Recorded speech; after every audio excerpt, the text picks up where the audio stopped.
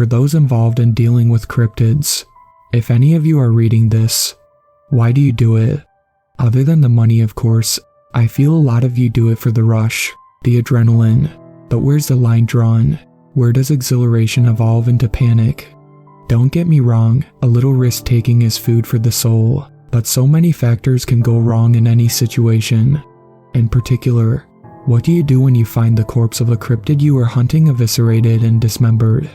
When the abrupt realization hits you that there's a bigger fish. My grandpa wasn't quite on the level of monster hunting, but boy was he a crazy motherfucker. Once, he hunted a grizzly using nothing but a crossbow, wet mud and leaves in his wit. He's had its head mounted above his forest house fireplace ever since.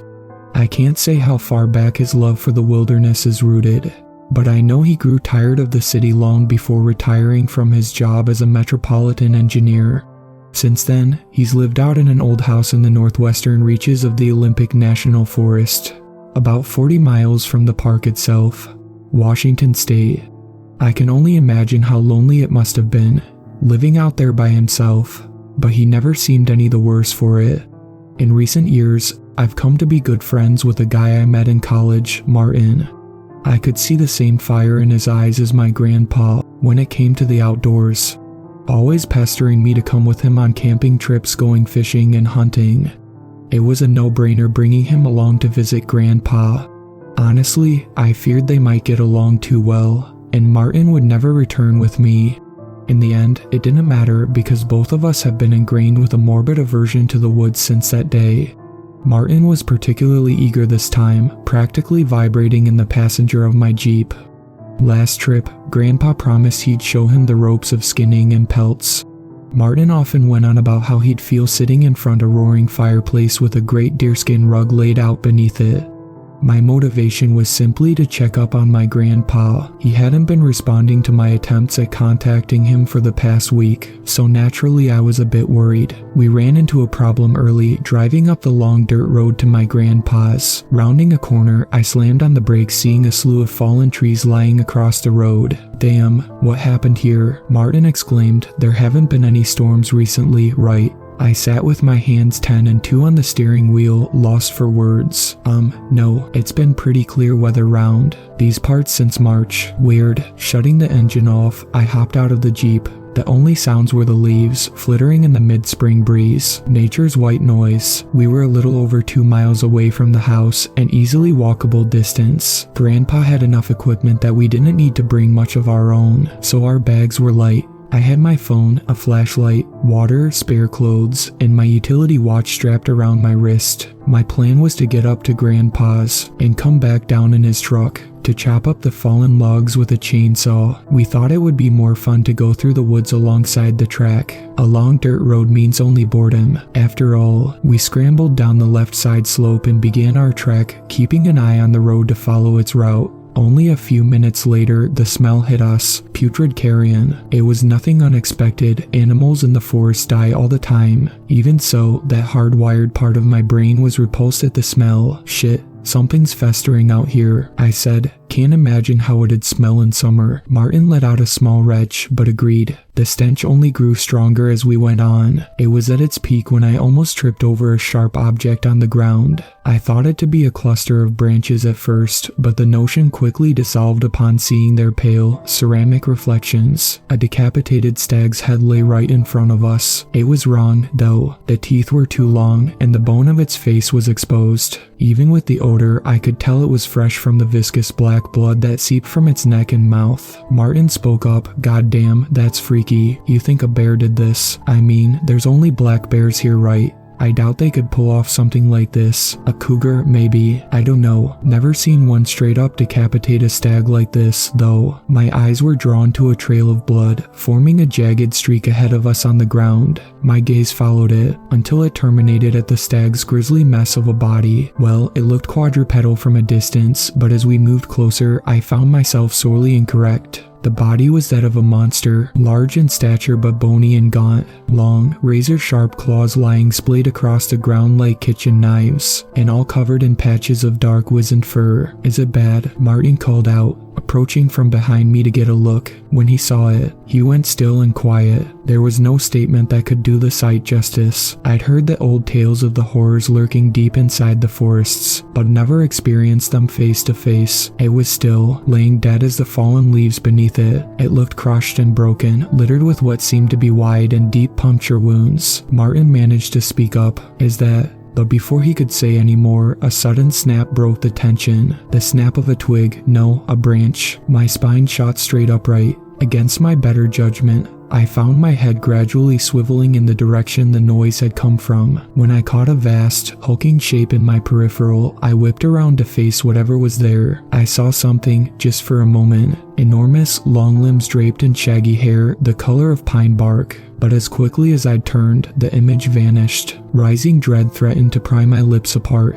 In a scream, I looked far and wide, but nothing was there. "Kel, what is it? Wait. The cougar isn't still here, is it?" Martin whispered. "No, it's nothing. Let's keep going. We can talk about this later with my grandpa." But the cat could still be loitering about somewhere. It's best we don't stay in the same place for too long. Before departing, I snapped a few pictures of the mangled corpse on my phone, zooming in on the head without backtracking to get a better angle. Something told me that turning back, however briefly, would be a terrible mistake. We went on with urgent pace, pretending to ignore the heavy movements between the trees nearby. Large animals will inevitably give away their movements, but they snap twigs, not entire branches. Even so, the movements sounded anything but clumsy. No, they sounded calculated, those of a stalking predator. As hard as I tried to filter them out, I caught myself glancing to the sides and behind very often. I don't know whether I was hoping to see something or nothing. Still, the woods around us were empty, other than ourselves. "Hey, Kel, if there's a mountain lion around here, we should go up onto the road for a bit. It'll be easier to bolt if we need to." I agreed, and we veered off to the right, climbing up the roadside slope.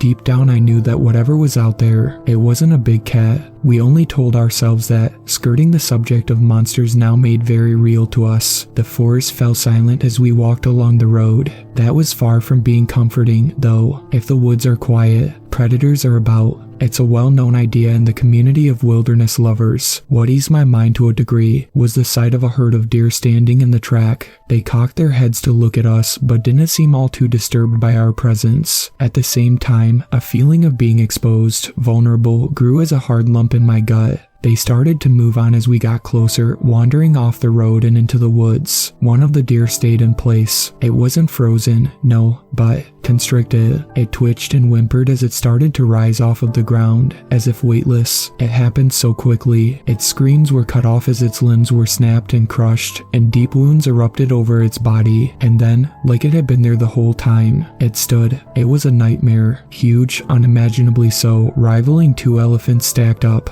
It was hunched over, resting on impossibly long and thick forelimbs ending in spindly, sloth-like claws. Its body was long too, ending in a pair of shorter legs, knees inverted with feet supported by spur-like appendages. The lolling head that sat atop an arched neck looked like some bizarre cross between a horse and a crocodile. Hollow pits in place of eyes, the torn skin around its mouth, revealing horribly uneven and misshapen teeth that jutted out at irregular angles. The fading sunlight glinted off of the long gashes covering its sides and head. The dead creature from earlier had definitely put up a fight, but it could never have been enough. As we stood, stunned, it reciprocated our stare, the only real movements being the sets of rib-like appendages, undulating on its underside, rendering the deer into a torn sack of flesh and bone fragments. The poor animal seemed to wither before our eyes as the sharp ribs forced deeper into its body, like a juice box having the last drop sucked out of it. In that moment, we were part of the herd, paralyzed. Some had already run off, but others were as statues in the presence of this beast. Another smell hit us then, different from the stench of decay like earlier, but equally as sickening. Like moist earth, sulfur, methane, and dead fish. Its source was clear as wisps of gas from the beast's mouth became thick, billowing fumes, rising into the evening sky. The tension was broken with the deer's mutilated husk thudding to the ground.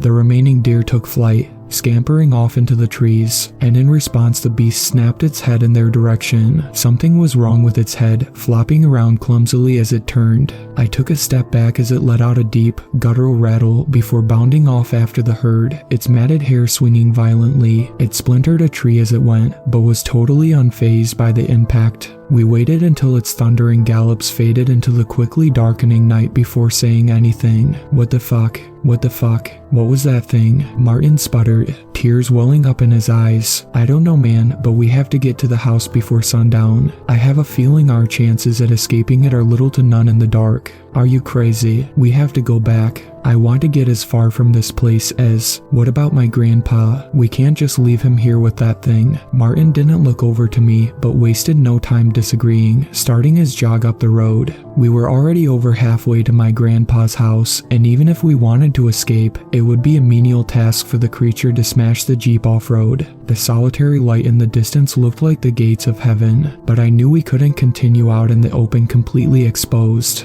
I looked down to my utility watch, making a mental note of the direction of the house, north-northeast, before grabbing Martin by the arm and leading him off the left side of the road. Nature's cruel irony manifested in the steepening terrain and the thickening brush. The house's light quickly faded, leaving us with only our bearings to navigate. I thought we might have gone off track for a terrifying moment, but I saw the column of smoke above the distant tree canopy that could only be from my grandpa's chimney. Come on, this way. As we neared, no light became apparent. Maybe he'd already gone to bed. I could only guess with his lack of communication. We came up onto the lip of a hill, sloping down towards a flat clearing, but there was no house. There, the pillar of smoke, but there was no source. It began in midair from nothing. As we stopped to look, the point where the smoke came from jerked around in the air. When I picked up on the organic stench, it clicked in my mind. Just like before, there it was, looking directly at us, the thick fumes spewing from its mouth. But I noticed something else this time. Now that the moon hung in the sky, its light glinted off of something beneath the creature's head. 6 black orbs, shiny like obsidian, 3 on either side of its neck. They darted about, independent of each other, and I knew immediately what they were. Eyes. What kind of abomination was this? If those were its eyes, and it ate the deer with that structure resembling a rib cage, then that must mean it had a false head. A distraction, defense mechanism maybe. It made sense how this head flopped around limply with the beast's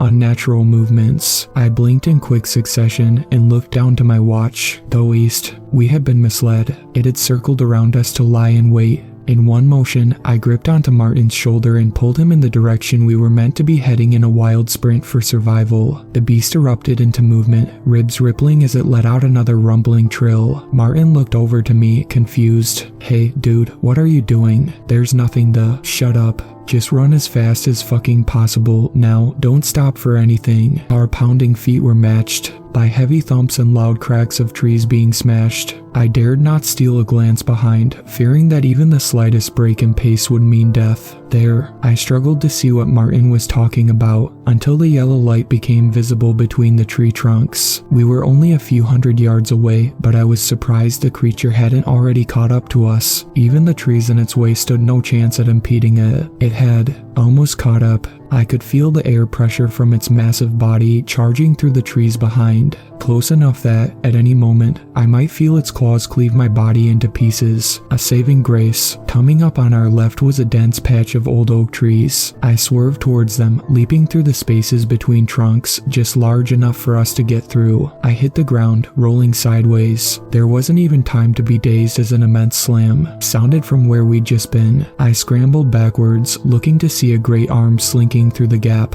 It was thick, but not as thick as the oaks. The claws tapped about, searching blindly for our frail bodies. Go, I shouted, and the both of us shot to our feet and bolted towards the light. As we ran, the sounds grew distant. Was it stunned, or did it still think we were behind those trees? I didn't care. All that mattered was being inside and not out. Gravel clattered against the front of the house as we skidded to a stop. I rapped on the door, devolving into pounding when they went unheard. On what was probably the 20th knock, my fists met only air, and I stumbled in through the now open doorway. I looked up to meet my grandpa's gaze. His eyes were wild. He didn't look like himself. He glanced behind me at Martin, then behind him. Whatever he saw out there, his pupils contracted in response. "Hurry, boys, get inside," he whisper-shouted. We filed in, and he went to bolt the door, but hesitated. His hand fell limply, no use. He was right. If the beast wanted to pay a visit, it would do so regardless of our home security. We followed him quietly to an uncovered floor hatch. "What's this, Mr. Barnett?" Martin asked, regarding the hatch. Oh, this here's my old wine cellar." Martin went to ask further before being interrupted.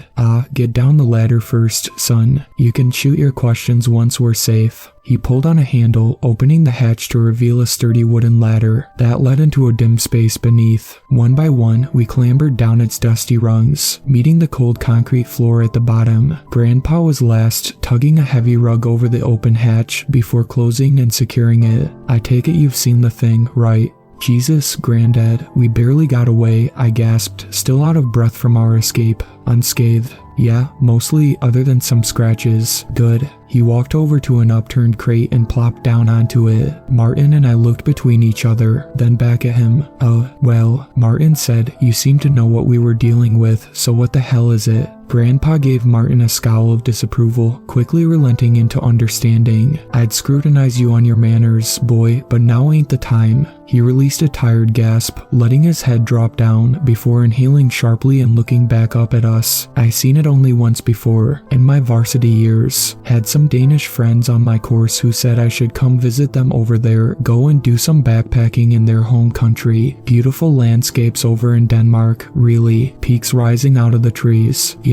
Before he could lose himself in a daydream, I cleared my throat to bring him back to reality. "Oh, right. So, we were pretty deep in the woods when it happened. We'd all gotten paranoid because we thought something was following us. Something big, elk maybe, but we never saw nothing, only heard it. And then, God, one of the girls in front of me started to levitate. I don't know, she was just rising up off the ground, gripped by something. Whatever it was made a mess from her, crunched her up like a meatball being squeezed. I saw it then, curved bones wrapped around her, stabbing in deep. Ain't never gonna forget the sight of it. It's like a stain on my mind." "We saw the same thing," Martin piped up, "only it was a deer. Looked like it sucked everything out of it when it was done. Yeah, I can't say I know how it works. You can only see it if you know something's there, if it's there. Anyway, we ran as fast as we could back down the trail, and we seemed to lose it. The whole time there was this rancid stink though, eggy and earthy. We wound up back in the town we'd started from, went straight to the police station and reported it. Apparently all they found was a little chunk of meat, piece of thigh or something like that.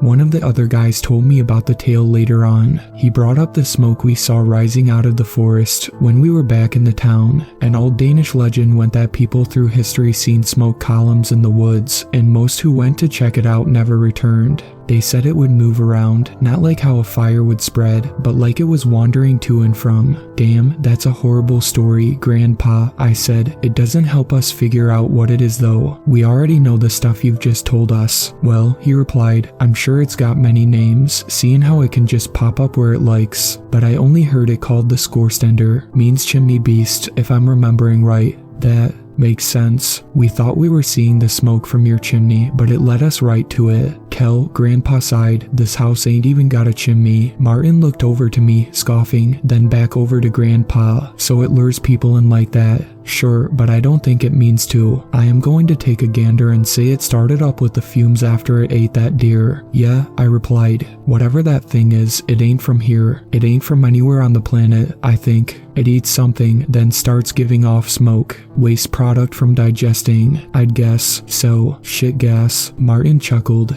He always was able to find a way to lighten the mood in dire situations, even if just a little. I looked up at the monochrome ceiling above us, mulling over what Grandpa had said. I remembered how this whole thing had started, and pulled out my phone to bring up my photos. "We found this after starting our way up to yours on foot. I have an inkling, but do you know what it is?" Grandpa squinted at the screen, then took it from my hand. "Scroll to the right, that's only the head," I said. His silent focus was only punctured by the dull taps of his finger on the screen. Recognition lit up in his eyes, his head bobbing up and down. Well, I'll be damned. Wendigo, right? I asked. Yup, I gotta say, never seen one around these parts before, but then again, I was never looking for one. I doubt you need it, but keep that as a reminder for what this beast is capable of. I put my phone back in my pocket, sighing and letting my chin drop into my hands. In any other situation, I'd be shocked to find out such a creature was real, but not now. This is all great, Mr. Barnett, Martin said with quivering uncertainty, but it doesn't help us. What are we gonna do? What can we do? I don't know. Well, I have a stupid idea, but it's just grasping at straws. Anything over sitting here and waiting to die, Martin breathed, staring off into space. Anything. Grandpa looked up toward the basement window, the only source of natural light in the room, what little of it remained. Well, I was checking my traps out east from here, about 600-700 yards into the woods. Only when I got there was this smudge. I don't know what to call it, but that's the best I can describe what it looked like. It was like, looking into it, I couldn't register what I was looking at. Hurt my eyes after a while, never seen nothing like it. Was after that I started seeing the scorestender, so he trailed off like he was struggling to find the words to say. So I pressed, leaning forward in anticipation. Again, this is guesswork, but I think that's where it came out from. I threw a rock into it when I was there, but I didn't hear it hit the ground. Like it went someplace else. If we can just lead it back there, just get it to go back in. Wait, hold on, I interrupted. Shouldn't we call someone? Police. The damn army. What do you think will happen to the cops when they come out here, huh? What's a chief and a rookie in one police car gonna be able to put up against it? And good luck convincing US military to send out Marines. You'd be lucky if they thought it was a joke.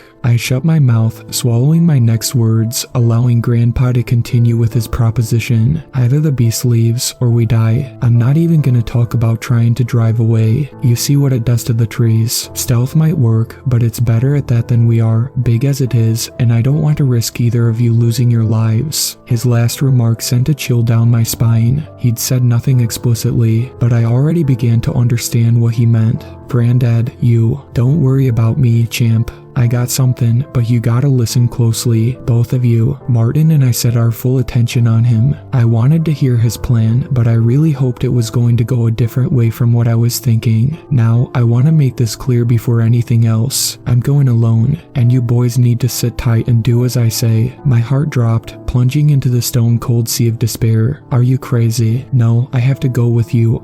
Grandpa cut me off, shushing me. As I say, he commanded. I knew he was right, but in the face of loss, my thoughts wrestled against the idea. Okay, now I'm gonna call you when I'm a ways off, alright? You have to pick up and stay on the call with me. It's vital you keep your attention on my voice. I need both of you to be brave for the next part. I need you to make as much noise as you can. Martin's eyes bulged in fear. Won't that just get us killed? I haven't finished. That's only up until I call you. When I do, you shut up, and you hide in the darkest corner of this cellar, okay? I was heaving for breath now, cold beads of sweat budding on my forehead, but I closed my eyes and stilled myself. Yes, okay, good. Once we're connected, I'll start. We were silenced by a single muffled thump from overhead, so forceful that the ceiling spewed cement dust down on us. Then another thump, and another, and another. I fell off my perch in shock when a booming crash sounded from above, chased by the clattering of rubble. The steady thuds drew nearer, louder, until the only sound was that of the floorboards, groaning under immense weight.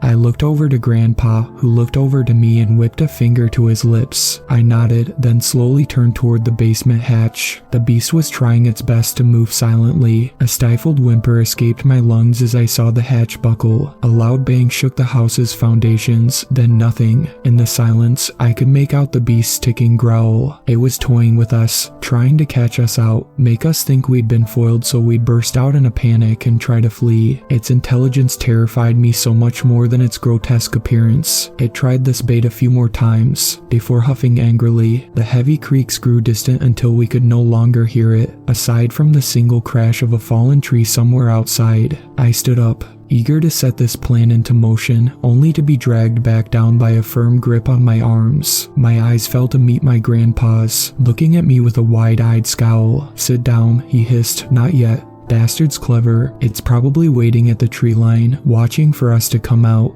The three of us sat in silence, ears attuned for even the slightest noise to indicate its presence. After an excruciating wait, Grandpa rose to his feet and crept over to the ladder. He scaled it, wincing at the creak of a rung, then pushed open the hatch ever so slowly. The rug that had been above was tattered, torn fragments slipping down into the now open space. He peeked out from side to side, checking rigorously that we were safe. As he pressed his hand upward, what sounded like a broken tile was disturbed, clattering to the floor above us. Grandpa froze in place, visibly tensing. Creak. The heavy step, followed by the guttural rattle I prayed to God I wouldn't hear, forced Grandpa into action. He pushed himself off of the ladder, tucking and rolling to the floor right before the hatch was slammed by immense force, cracking it and warping the hinges. Grandpa shot to his feet, adrenaline far outpacing his old age. He glanced around wildly at the floor before looking up at us with newfound determination. Shit, damn it. Change of plans. Martin, distract it. Make some noise. Kel, give me a leg up to the window. Martin's jaw fell open and his breathing quickened.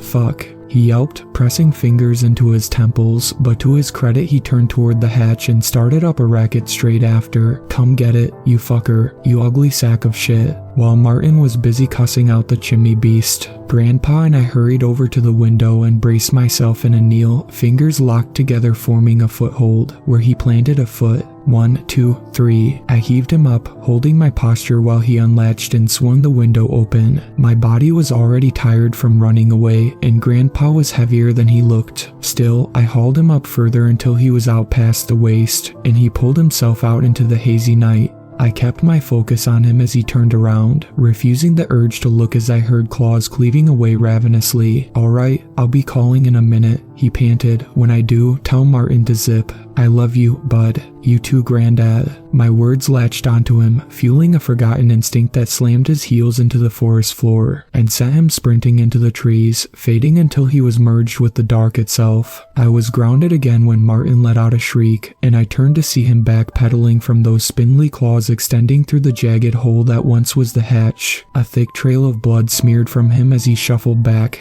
The same crimson that slicked one of the titanic claws. It got me, screaming, God, it hurts, he cried, flipping over and resorting to a belly crawl towards me. I rushed over and dragged him as far away as I could, but he flopped to the floor in shock when I released my grip. His calf was a mess of exposed, glistening flesh and bone, sliced through like warm butter. His mouth hung half open, but without a sound, so I rushed to build a cacophony in his place. As booming as I tried to make myself sound, I devolved into whimpering shouts. The beast's arm had reached almost halfway across the room, yet still it slithered further and further through the broken hatch, claws ticking around in search of our flesh. Backed up into the furthest corner alongside Martin, the monstrous hand grew closer, slowly, agonizingly so. I only became aware of the incoming call from the vibration in my jacket pocket. It felt as if, somehow, safety lay in the act of answering my grandpa's call. My hand shot into my pocket and yanked the phone out, fumbling with the touch screen and picking up. Granddad, it's so close, it's about to get us, do something, please. I wailed into my phone. Instead of a reply, a loud crack rang through the night, and then the phone. The beast's arm lurched backwards, freezing for a moment before it tore out from the basement, peppering the floor with wood fragments. As simple a sound it was, I recognized it. His Black Hawk. He'd taken it with him. I don't know when he picked it up. He may have had it on him the entire time. Out the window, I saw the hulking silhouette barrel into the trees at speeds rivaling my Jeep in fifth. I jumped when I heard Grandpa abruptly begin shouting over the call. The words were indiscernible, blending in with the scuffled sounds of movement. I took the moment to take off my jacket, then my t-shirt, which I pulled tightly around Martin's upper calf as a tourniquet. Hey, Kel, Grandpa said over the phone, sounding hollow and tinny, make sure you keep up your aerobics. God, it sure as shit don't get easier with the years. I let out a half-hearted chuckle. I will. I want to go hiking through these woods with you, camping, surviving off of the hunt. I know you do. God, I do too, he said, stifling a sob. You're gonna have to stay strong for your ma, okay? There ain't no chance I'm getting out this time. But you two are. I broke down then, thick watery streams lining my cheeks. I'm going to miss you so much, Granddad. But we had some good times. Amazing times, no, I sure as hell did. And, well, this is a pretty badass way to go out, right? An unfamiliar comfort swelled up inside me, almost breaking through the tears. Yeah, Alright, I'm here. This much. No idea what I'll find through there. I could hear the thundering beast across the call as it gained on him. Its clicks and rattles too. I'm going in. Promise me one thing, though. Anything, Granddad. You be good, kid, and make my daughter proud. That's all. A bizarre noise came from the phone speaker, something akin to the sound of a stone sliding across a frozen lake, followed by a splash that seemed to kill all noise. That dead silence was broken when a shuddering voice spoke again through the phone. What the? Where are you? I yelled, pleading for any small morsel of information he could provide. I don't know,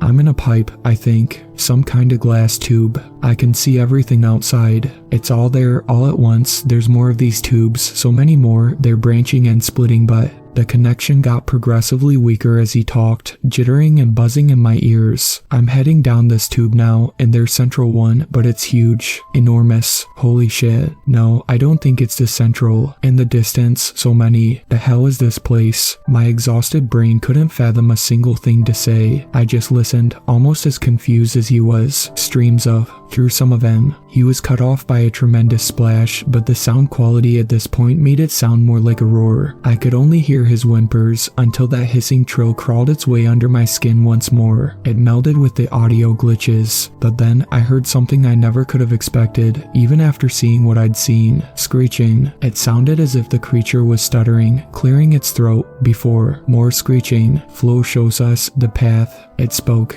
The unearthly nightmare beast had spoken. Its words were jarring, like it was repeating after someone teaching it how to talk, broken by animalistic clicks and hisses. Grandpa screamed, but the call lost connection completely and drew it out as a high sine wave tone. My hand acted off its own accord and loosened its grip, sending the phone clattering to the floor. By the time I had crouched down to grab it, only my home screen greeted me as I pressed the home button. Call failed. I looked down to Martin. He was out cold, but breathing. The bleeding had died down, but he needed urgent treatment. Even so, I fell to the floor, back slouched up against the cold concrete wall, and decided to wait it out until sunrise. I was certain Grandpa's plan worked, but just the slightest uncertainty held me in place. The adrenaline was beginning to wear off. My limbs ached. Head thumping. I fought against my eyelids, but they felt as if dragged down by anchors. All light vanished, and I faded into sleep.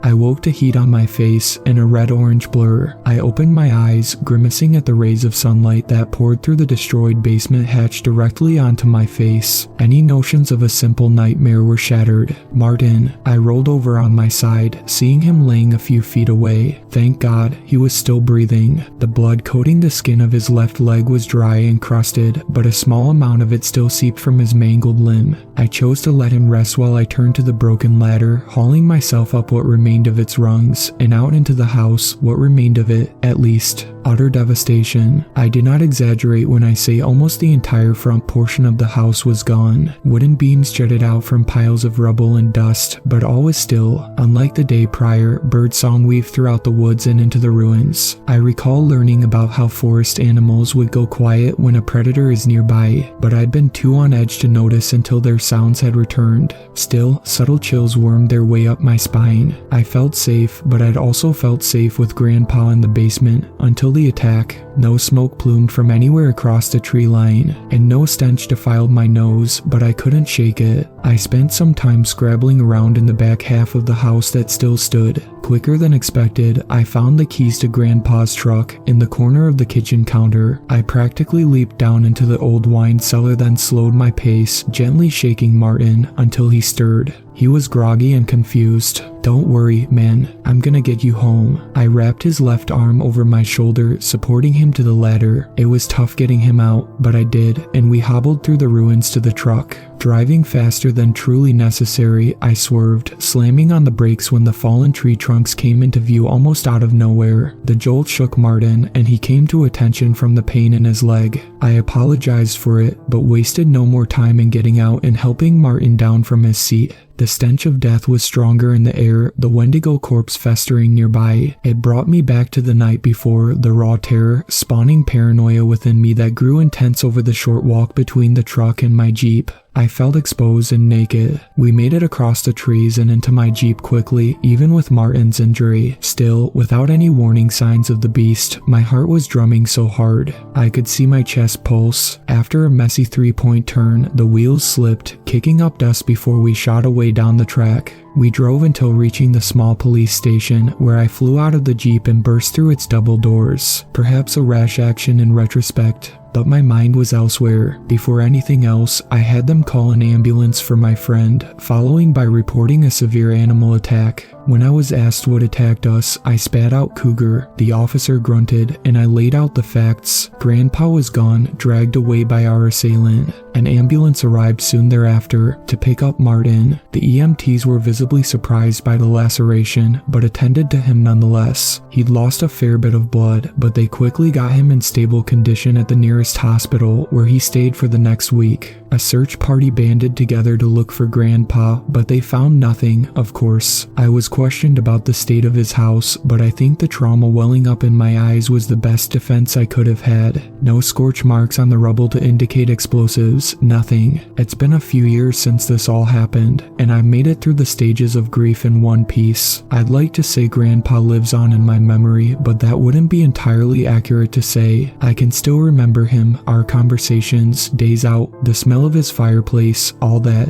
But no matter how hard I try, I can't remember what he looked like. That's to say, there's only an imperceptible smudge where he once was in any pictures I still have. I don't know where he ended up, some massive network of tubes, but I get the distinct impression that his grave lies elsewhere, in another place separate from this world. I am eternally grateful for his sacrifice, yeah. But I can't help but think that it was only our lives that were saved from the scorestender. Are there more of them, or is it somehow able to relocate itself? Only my grandpa would have answers, but yeah, just in case, if you find yourself out in the wilderness and you see a steady plume of smoke rising from the trees, perhaps even smell the organic stench of digestion, it'd be best to call off the occasion entirely. Once it's onto you, well, I only hope you're as lucky as we were on the day my grandpa died.